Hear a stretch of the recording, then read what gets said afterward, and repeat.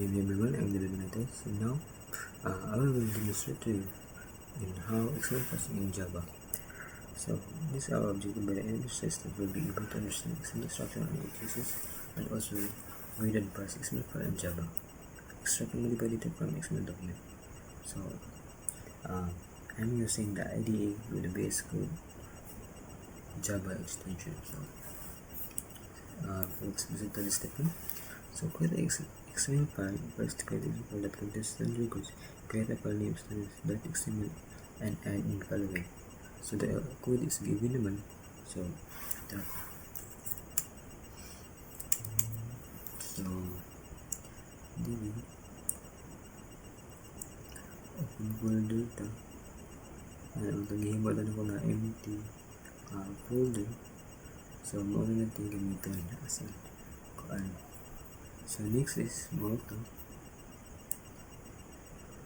itong students.xml din itong source code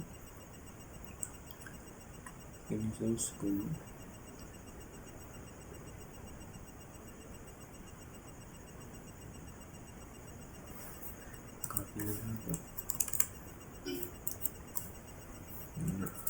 So makita nyo dre guys ang student it's ng source code mga student and its student elements is the contents mo sa mga child element, which ang child element rin ID, name, course, and email. So mo niya itong ikuan niya butang na ito sa main kuan na din sa parsing. So next is kabutang nito kuan tawag parsing and read extract the data from XML file. So mo niya ito mag-create ng Java file name. So parse Java. So buhat na dyan sa step 2. So the code gapon is given naman.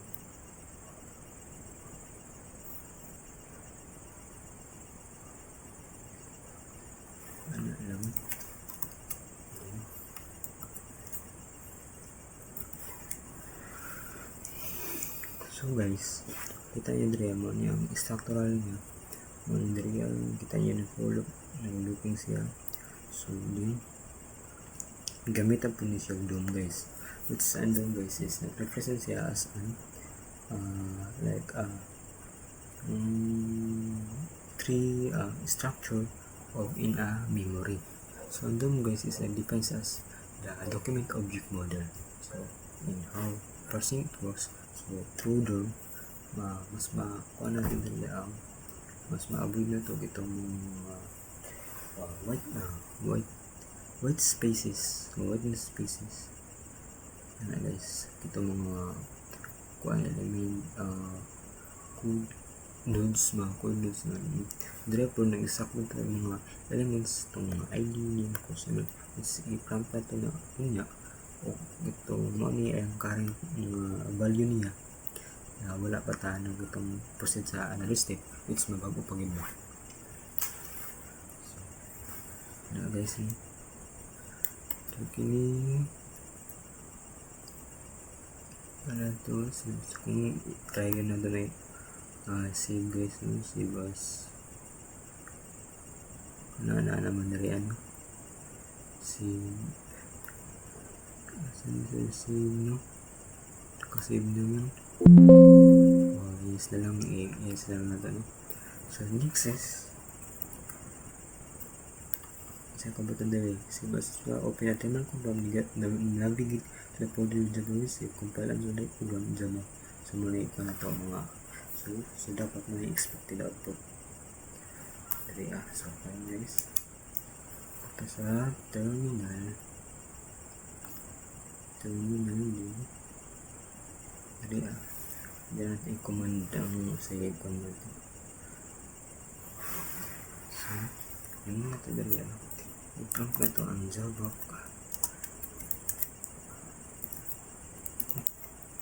first xml.java.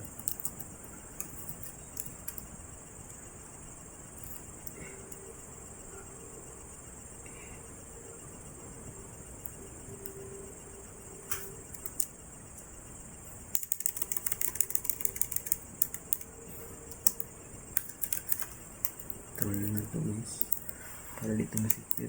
X.java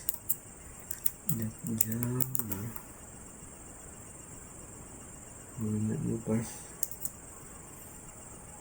java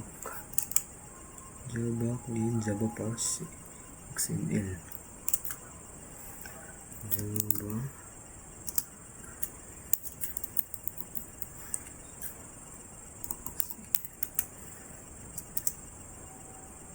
So next one guys, so yes, ang i-discuss na kung sa may pasabutan ko. So kining ko guys kanina java parse xml java nag-refresh po niya sa itong bytecode. So unsa man ang bytecode guys? So bytecode is para sa kuan pa nagamit na siya is contains for the human readable to buy and GBM. So unsa man ang GBM guys is ang Java GBM virtual machine. So virtual machine Java virtual machine tapos mabasa to sa system kung sa may like magpasabutan in to sa binary. So mo sa ways is to like read ay mabasa sa computer kung sa atong pasabot. So ang Java po guys ang kini Java first is to have to execute the code bytecode yan. Also guys, it's important po na ang paggamit sa bytecode guys because na gamit po siya o mas dagang po siya nagamit for unlike Windows, Linux or Mac OS, di ba? Compatible siya guys. So let's proceed for another steps. So wala mo na expected output na ito. Then i-modify na to is ini let's add new student. So guys ini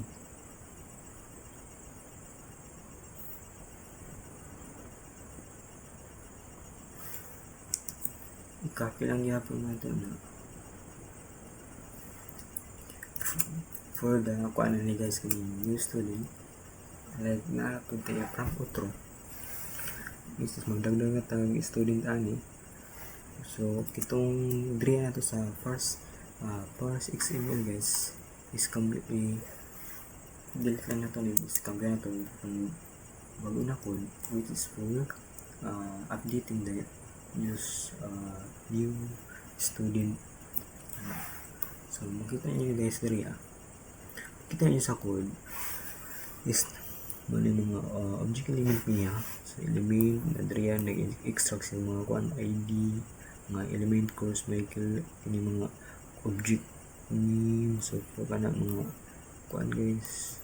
So diri nagabot na system at gi-prompt niya ang new student added the same students active XML. So student update XML. So once ma-run na to ni na ay magawas na student updated XML diri sa killing. So next i-prove na to na magawas na siya guys. So to sa ingani guys mao ra gapon itong button Java parse XML Java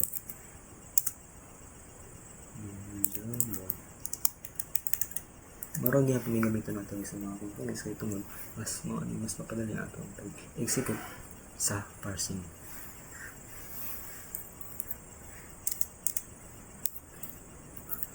Parse XML. So guys matanaw niyo diri is ni pop up po ni students update XML. So tanaw guys no tanaw niyo sa code di ba ganina diri students. So kita niyo duha lang ang kuan ra ni ba si Jandu okay si Jill Smith. So through sa atong pagkuan sa diri for save changes expired anong kuan pa tayo nag-add pa tayo ang substance updated XML. So diri na butangan ng tulo ka kuan pangalan which unless ang microdom is provided na niya mga like mga kuan niya characteristics bili unsa siya like software engineering course niya email niya and identity niya no? So guys, so makita nyo is na-modify na yun kayo dili niya ma-modify kung na siya mga mali. So pasabutan ang atong pag-demo guys is success naman. So makita diri sa ubos user Justin added and sent to the student updated XML. So mo to guys is ang atong pagkuan ron is success no. So natuman man nato ang sige pasabot diri so kadtura. So that's why na like Java parsing is important to all components and elements and how it works and provide the like the important kung sa mga dapat like kuan na to sa mga importante because para mas makatabang na to mas mapa-improve pa na to kung saan na to pa kuan sa XML through like itong ginawa sila earlier itong Doom, itong GBA at sa mga purpose na to. So guys, kito mga raman to noon. That's all and thank you.